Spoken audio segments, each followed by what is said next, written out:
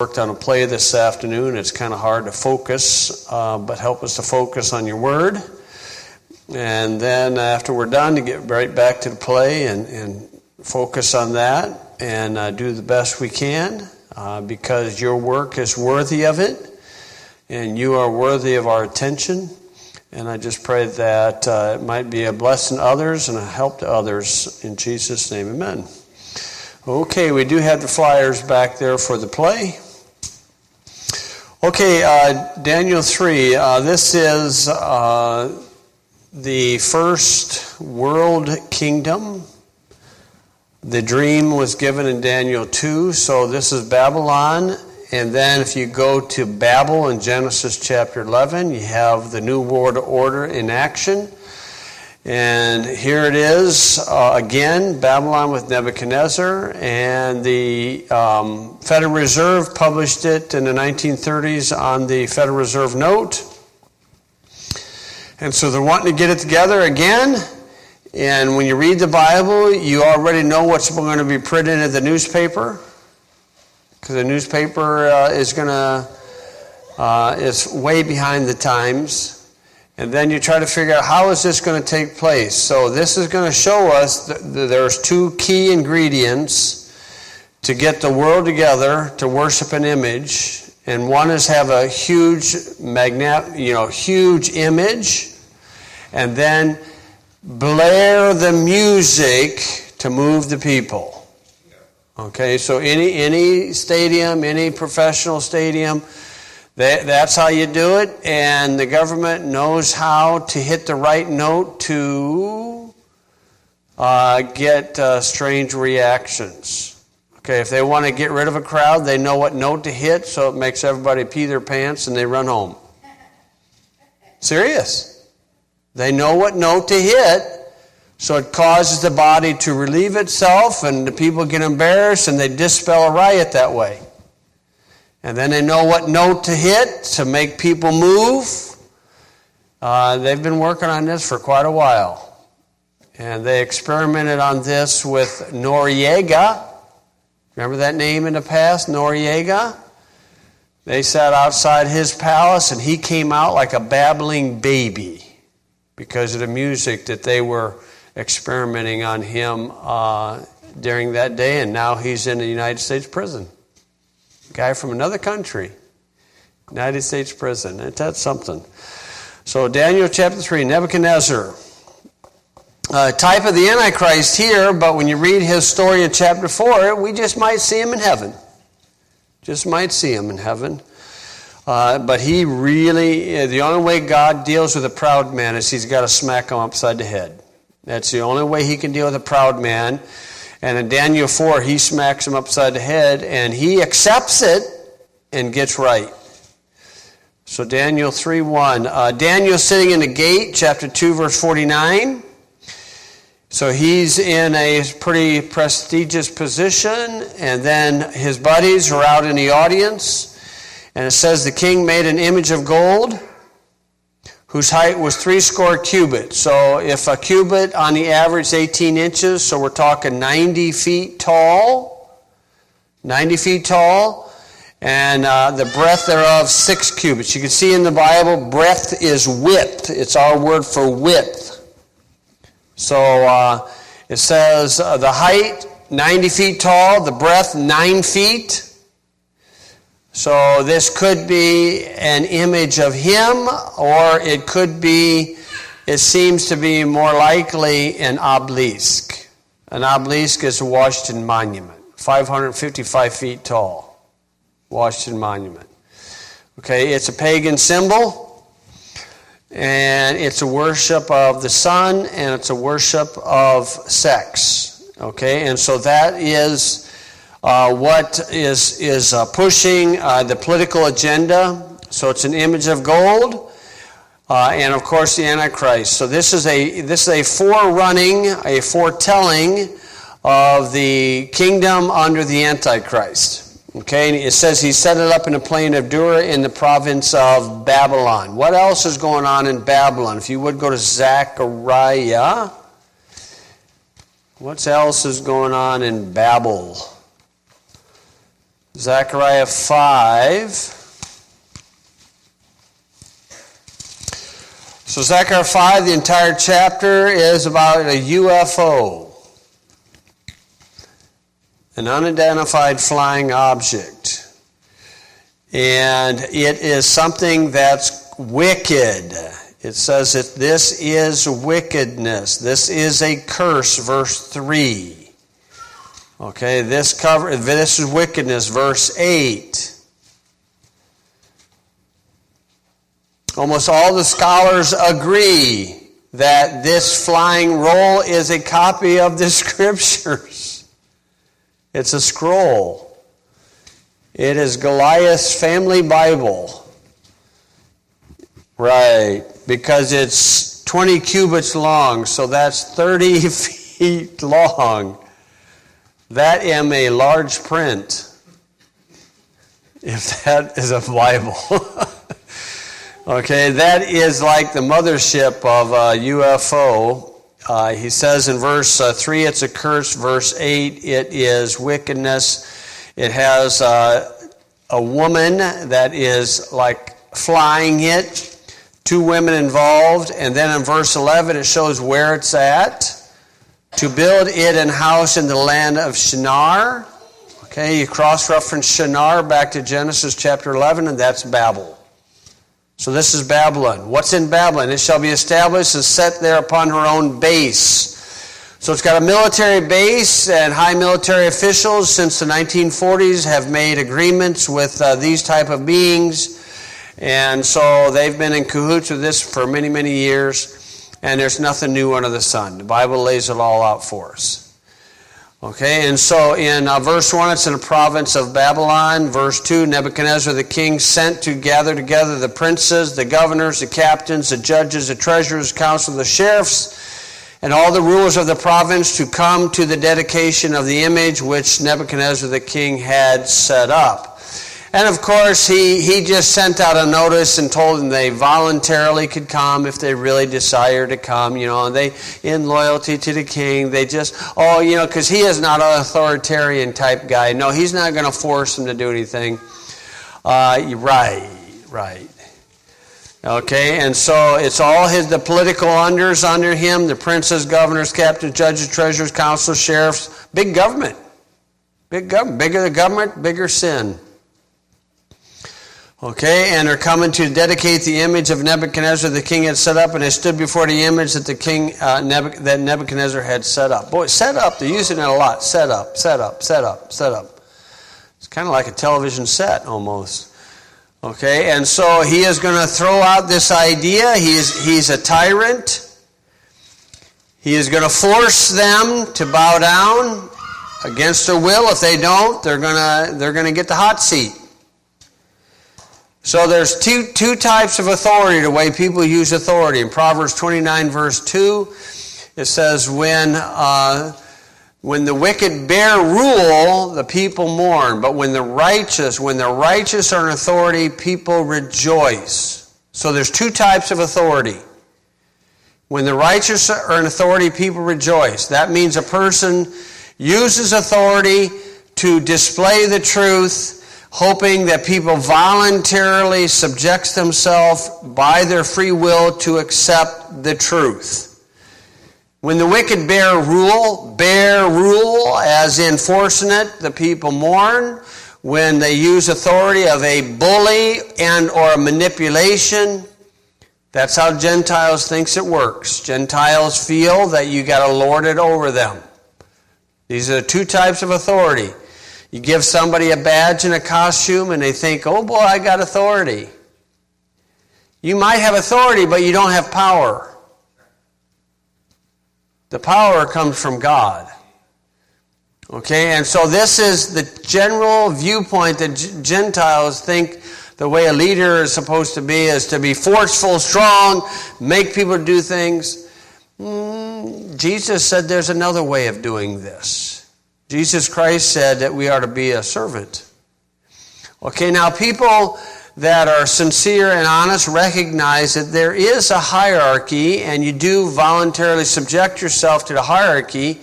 And that's where you will have a unity as you come through and believe things. And a person will use their authority not to force people, but to influence people. Okay, that's the way it should be done biblically. Okay, the Islamic faith is a faith of tyranny. The Catholic faith, when it gets in the majority, is a faith of tyranny. In the minority, both of those will feign themselves gentle lions. We need to cooperate. We need to tolerate. But when they get in authority, forget toleration. That's done. We're done with that. So they're like a lion just kind of slowly coming along. So those two religions, they've seen that for years. And if you look at nations that are majority or the religion is Muslim, they will not have the freedoms we have. Won't have it. When it is a majority Catholic nation like Italy, the governments will be in a constant turmoil, or it will be a very poor society. If you go down in any of the Central American countries and even South American, you'll see that the people as a general are very, very poor, and then you'll find a very elaborate, rich Catholic building. And that's just how it works. When America adopted Christianity as the established religion, North and South Carolina actually put it in their constitution that the Christian, they call it Protestant Christian faith, is the established religion of North and South Carolina. Both of those actually put it right in there. We believe that people have a liberty even to be wrong. You have a right to be wrong. And let God take care of it. Okay, so Nebuchadnezzar, we know that Muslim faith wasn't around at this time, but yet they were polytheists and they worshiped the moon god, and then Muhammad got rid of everything and they chose the moon god as their famous god Allah. So verse 4, then a herald cried out, to you it is commanded, O people, nations, and languages, that at what time you hear the sound of the cornet, flute, harp, sackbut, psaltery, dulcimer, and all kinds of music. Now this music will be blaring. It will be blaring out there, okay, where the person can't even think for themselves. He says, ye fall down and worship the golden image that Nebuchadnezzar the king has set up. Now he can command that, and he can force them to fall down, and they can appear to worship, but that doesn't mean they're going to worship in their hearts. They'll fall down, because if they don't, they'll get the hot seat, and they'll maybe really worship or maybe fake it. Okay? And so he cannot force every one of these people in their hearts to worship him, his image. He can force them, okay, the vast majority of them to bow down, except for the 3 that won't do it. But he can't force them to worship him. Okay, now they'll fake it. Most of them, it depends on the person, okay, whether they really truly believe it. Okay, it's like in the public school system. Okay, the public school system operates under 3 ideas that are against liberty. Okay, one is compulsory attendance. Forced attendance. Okay, that kid's going to sit in a desk for 180 days out of the year, but you can't force him to learn. He might be sitting in that desk, but you can't force him to learn.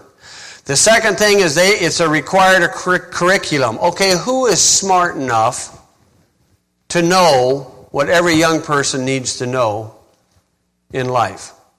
Who actually is arrogant enough to think that they're smart enough to know that? I can remember when I was in Colorado Springs, I taught algebra class, and the kids would say, oh, what are we going to take this class for? Algebra. What are we going to use that for? And I'd say, shut up, you might be an algebra teacher. As I'm going in the hall trying to figure out some of the problems, and I come back in and then give them the answer. Okay. It's forced curriculum. Okay, where in the Bible, it's the parents who decide.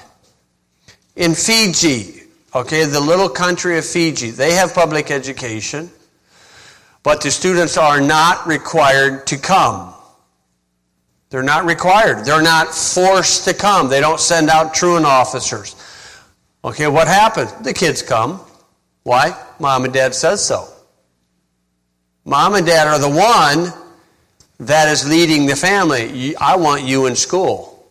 And so the kids go. And in Fiji, they are able to give a Bible to every kid in a public school. They're trying to do that in Fiji. That's quite a thing, what's going on there. Okay, the third sandy pillar, I guess you could say, of government education or public school is forced collection of funds. You ever see these? I'm starting to see these yard signs down on 10, other places, says support public school. I don't have a choice in that matter. I would rather not, but I'm forced to. And the average person or parent that has a kid in a public school, do they know how much it costs to educate that kid? Now, I'm not counting buildings. Ignore the buildings and the cost of the buildings. It costs a minimum of $5,000 a year for the public education in Indiana. Minimum. I'm being very, very conservative. Okay, a few years ago, maybe about 15 years ago, there was a study done on that. And in Iowa, the cost of the average student in Iowa public school is about $3,500. And the average cost in New Jersey in inner city school was $9,000. And the SAT score in Iowa was one of the highest in the country, and in New Jersey was one of the lowest. I thought if you throw money at it, like the Chicago school teachers are striking, you throw money at it, it's supposed to get better. That is one area that I don't care what kind of a politician it is, right, be they left, as soon as they ask for a raise in taxes for education, nobody opposes it. Why? Because Gentiles worship education. Okay, the Bible's not against education. It's not against that at all. But it's against the idea of a person thinking that if I'm sitting in a formal setting, that I'm gonna be marked. It don't work that way. Okay, so if a parent doesn't want their child to go through public school, they have to pay double. So I'm forced to support the public school, and then I have to pay for the homeschool or private education. Okay, but the average parent, they don't think about this. If they have one child in a public school, and if they don't pay $6,000 annually in property taxes, because 70% of $6,000 goes to the public school, 70% of the property taxes, somebody else is footing their bill. And I tell you who's footing it. Landowners, farmers. That's who's footing it. Okay, and the thing is if a parent decides to delegate to the public school the education of their children, okay, that a parent has a choice. I'm saying get your nose in a public school and have a say-so. And go through the books with your kids and tell them where it's wrong. And then teach them wisdom where maybe in the test you know this is the wrong answer, but that's what they're looking for, but here's the right answer, but you go ahead and put what they want. Maybe you can write on the side the right answer, but at least the teacher will accept that because that's what they're expecting. You see, the ideal public education is not found in any constitution. It's nowhere in there. Where do they come up with this idea?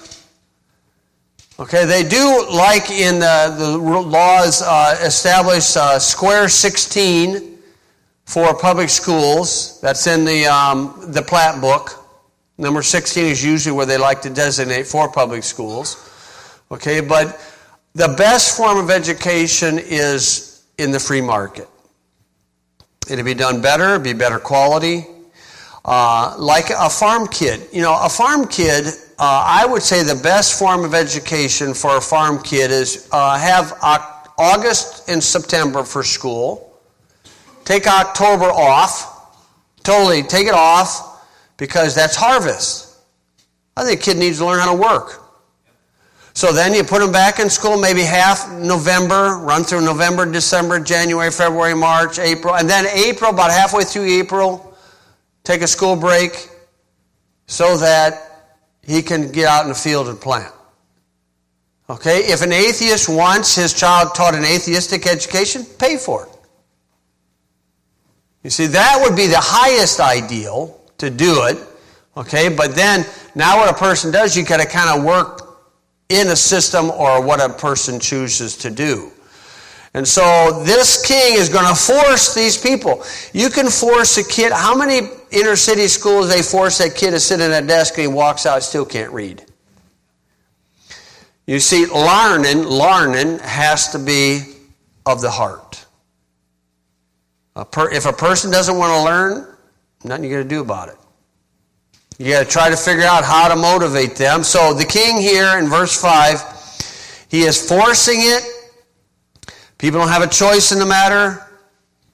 Okay, verse 6, it says, whoso falleth not down and worshipeth shall the same hour be cast in the midst of a burning fiery furnace. Who would like that as leadership? I would think, somebody as a leader would like to know that people voluntarily want to cooperate and do the right thing. This is just a forced situation. One time I was running through Revelation, I was looking at the mark of the beast, and people often say, you take the mark of the beast, you're going to hell. And I started analyzing all those verses, and the ones where it said they're going to hell is when it says they took the mark and worshiped. Okay, what do you do when they force it on somebody?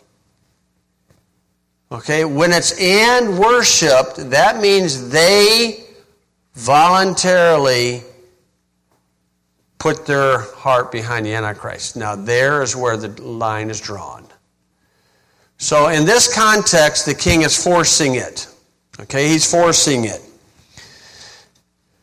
Verse 7, therefore at the time when all the people hear the sound of the Babylonian brass band, to fall down and worship the golden image that Nebuchadnezzar the king had set up. Over and over and over it says set up, set up, set up, set up. When you set up an idol, that makes you the God who sets up the idol. So wherefore at that time certain Chaldeans come near and accuse the Jews. So we got anti-Semitism, I guess you can say, but whatever. The Chaldeans were political figureheads.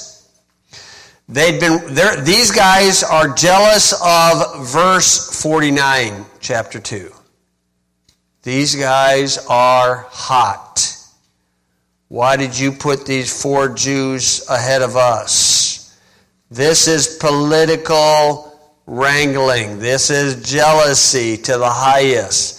Man, they were hoping that those Jews, those 3 guys, were not going to stand or bow down and worship. Boy, they were hoping, and as they were peeking. It's like a kid say, so-and-so was looking during the prayer. Well, how do you know? Were you peeking too?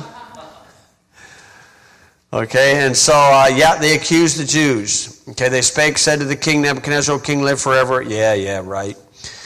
Thou, O king, thou, O king, singular pronoun, hast made a decree that every man that shall hear the sound of the Babylonian brass band and all kinds of music shall fall down and worship the golden image. And whoso falleth not down and worshipeth, that he should be cast in the midst of a burning fiery furnace. So they're reminding him of the law or the decree that he has passed. And then, he's gotten under a spirit of pride, this king. There are certain Jews whom thou hast set over the affairs of the province of Babylon. Oh, I see. That's what you're mad about. Shadrach, Meshach, and Abednego, these men, O king, have not regarded thee. How do you know? Can you read that heart? What do you mean they haven't regarded thee? Okay, and they said, they serve not thy gods. So what? Just as long as they do their job, they serve not thy gods, nor worship the golden image which thou hast set up. Okay, now we got a typical reaction when somebody gets mad. Okay, a lot of times we get in discussion with somebody, say about the Bible or religion or something, and they get all mad and hot under the collar. Okay, why? It's based on emotion. How dare you challenge what I believe? Well, you're breathing, aren't you? I mean, if you're breathing, then I guess I could challenge what you believe. People get all mad and bent out of shape. Nebuchadnezzar, in his rage and fury, commanded to bring Shadrach, Meshach, and Abednego. Then they brought these men before the king. Okay, he is mad. You're challenging me? Political figurehead? Proud, arrogant? I mean, just watch some of these if you want to waste the time, I guess. Some of these Senate hearings when a Democrat's running it and some guy calls out the person and, you don't speak to the honorable so-and-so that way. What way? What do you mean honorable? Person's a low scumbag. That's what they are. They're not used to being talked like that. But all mad, bent out of shape. So verse 14, Nebuchadnezzar spake and said unto them, okay, is it true, O Shadrach, Meshach, and Abednego? Do not ye serve my gods, nor worship the golden image which I have set up. Now, if ye be ready, that at what time ye hear the sound, okay, why didn't he let him answer the question? He's forcing it. Now, if ye be ready, that at what time ye hear the sound of the cornet, flute, harp, sackbut, psaltery, dulcimer, and all kinds of music, ye fall down and worship the image which I have made, well. And if you worship not, ye shall be cast in the same hour into the midst of the burning fiery furnace. And who is that God that shall deliver you out of my hands? Okay. They got a choice. Okay, these guys got a choice right here. And watch how they answer. Shadrach, Meshach, and Abednego answered and said to the king, O Nebuchadnezzar, we are not careful, full of care. We are not careful to answer thee in this matter. Pretty relaxed. Pretty relaxed. And then they said, if it be so, and I like that, if it be so. Our God whom we serve is able to deliver us from the burning fiery furnace, and he will deliver us out of thine hand, O king. But if not, be it known unto thee, O king, that we will not serve thy gods, nor worship the golden image which thou hast set up. Now, that's faith. Faith is not positive thinking. They did not say, he's going to deliver us. They said, he can. They didn't know if he was going to. Verse 17, if it be so, and 18, and if not. But I tell you, there's a man. Somebody to stand up against no matter what the consequences come through. Okay, that's faith. Okay, a person can just look at the consequences, and okay, if I make this stand, these are the consequences. This is a lot of times when somebody gets saved, say later in life, especially from a different background or maybe a different religious background, and they get saved and they're starting to realize now, the more I get into this Bible, you know, my family's gonna, and my family here, and my family's there. Faith is, I'm going to do what God says. If my family comes along with it, great. If they don't, I'm going to do what I can to win them. I'm going to do what I can. I'm going to do what I can to serve to win them. You see, that's what faith is. These men had real faith. They did not know if God was going to deliver them that day, meaning as far as from the fiery furnace. They were figuring, okay, God could deliver us from the fire, or God can torch us in the fire. Either way, we're out of here. So, verse 19, and the typical reaction, then was Nebuchadnezzar full of fury. Okay, why? He feels they're challenging him personally. And in a way they are, but they're standing true to God. Then was Nebuchadnezzar full of fury, and the form of his visage was changed against Shadrach, Meshach, and Abednego. Therefore he spake and commanded that they should heat the furnace 7 times more than it was wont to be heated. Okay, the word wont, usual, 7 times. That'd be a pretty strong hint of the trib. Okay, and then it says he commanded the most mighty men that were in his army to bind Shadrach, Meshach, and Abednego, and to cast them into the burning fiery furnace. Throw them in. Then these men were bound in their coats, their hosen. Okay, there's an Old English word, but it's a common word. Hose, okay, but it refers to breeches or garments or trousers that cover the legs. So their coats, their hosen, their hats, and their other garments, and they cast it in the midst of the burning fiery furnace. Therefore, because the king's command was urgent, the furnace exceeding hot, the flame of the fire slew those men that took up Shadrach, Meshach, and Abednego. And the king, when he saw his own soldiers like that killed, pawns, is like, so what? They don't care about the buck, the private. They don't care about that. They don't care about those pawns.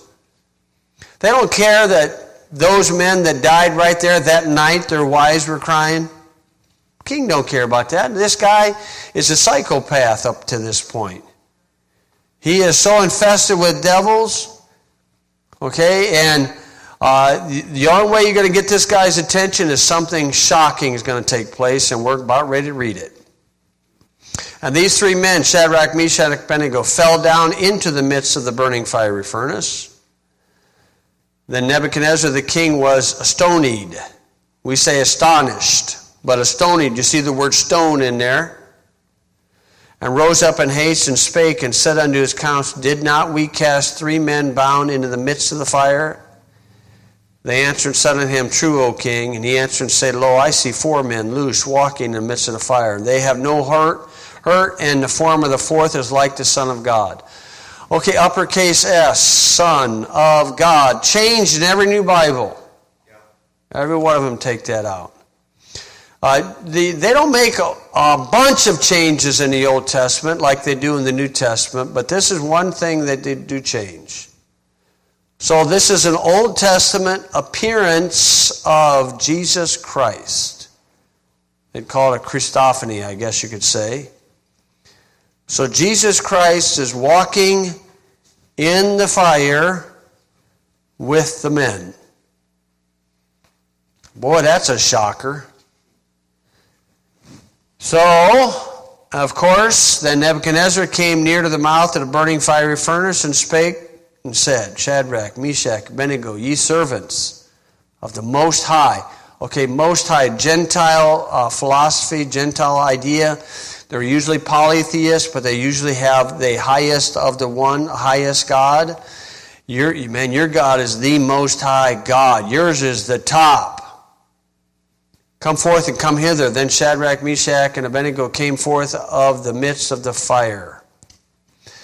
And the princes, governors, captains, king counselors gathered together, saw these men upon whose bodies the fire had no power, nor was a hair of their head singed, neither were their coats changed, nor the smell of fire passed on them.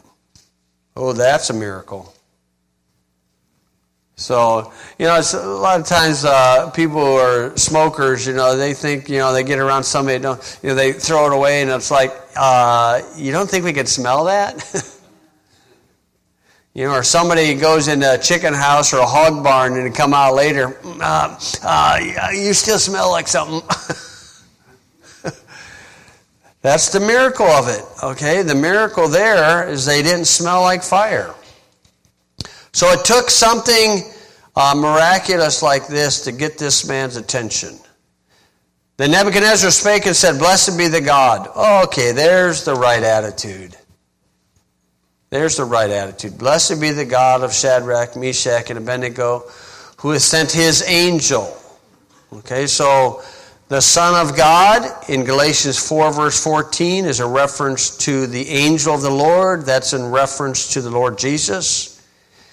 He sent his angel and delivered his servants that trusted in him and have changed the king's word and yielded their bodies that they might not serve nor worship any god except their own God. That's quite a miracle. The Lord can overrule any natural law. Walk on water. Turn water to wine. Okay, and things like that. The Creator can overrule the natural laws as he chooses. So, this king, because this is a normal thing, what they think, okay, therefore I make a decree that every people, nation, language which speak anything amiss against the God of Shadrach, Meshach, and Abednego shall be cut in pieces. Yeah, but, fella, come on. You can make this decree all you want, but people still need to accept the God of Shadrach, Meshach, and Abednego voluntarily. But it's like, okay, a tyrant can rule something proper, like here, but he's still a tyrant. That's the mindset. Shall be cut in pieces, and their houses shall be made a dunghill, because there's no other God that can deliver after this sort. And the king promoted Shadrach, Meshach, and Abednego in the province of Babylon, and those previous Chaldeans now are more jealous. You see, in verse 29, okay, sure, the king wanted people to worship this king. What he should have just said, okay, we've all saw this, we've signed this great miracle. You would be wise to accept voluntarily the God of Shadrach, Meshach, and Abednego. Forget cutting people into pieces and making their house a dunghill. You can do that. People are going to fake it, but it's not the real thing. It's like many of the colonists fled Europe from the tyranny of the Roman Church and or King George. So when those colonists came over here, the Calvinists that overtook Massachusetts, okay, so they started doing the exact same thing what they fled. If you didn't comply with the Calvinistic philosophy, then you get publicly persecuted. And that's why Roger Williams fled from Massachusetts. He fled down to Rhode Island. He and 5 people founded Providence, Rhode Island. Rhode Island became the freest of all the colonies because they gave people the freedom of their own conscience. They called it soul conscious, of their own conscience to serve God. The two things that the Calvinists were mad at Roger Williams were for. One thing was, he said, you have no right to the land of the Indians. You need to pay them for it. They own it. You need to pay them for the land. If you're going to move on that land, you need to pay them for it. And the second thing is soul conscious. And that's why he hightailed it out of there. And then founded the very first Baptist church in the New World. And that's a great heritage. And our free exercise of religion stems back to Roger Williams. And so that's the philosophy of the Bible, where we are limited, in the New Testament especially, we are limited to using words to persuade people to voluntarily come to Christ. That's our limitation in the New Testament. Now, if our soul-winning techniques is we got a guy in the street corner and we're saying, okay, and then get him down and punch him. If you don't pray this prayer, okay, you get a lot of professions that way, but are they true confessions? No, they're not. Or you could manipulate it or run people through a 1, 2, 3. No, the Lord wants us to lay it out voluntarily and let each person make their own choice. Okay, so that's chapter 3. Hey, we got it done. Let's go ahead and pray. Lord, I do thank you for your words, and I do ask and pray that you'd help us, each and all of us, to see the authority of the Bible, but yet see that here it is in print, and we would be wise to voluntarily submit to the words of God. In Jesus' name, amen.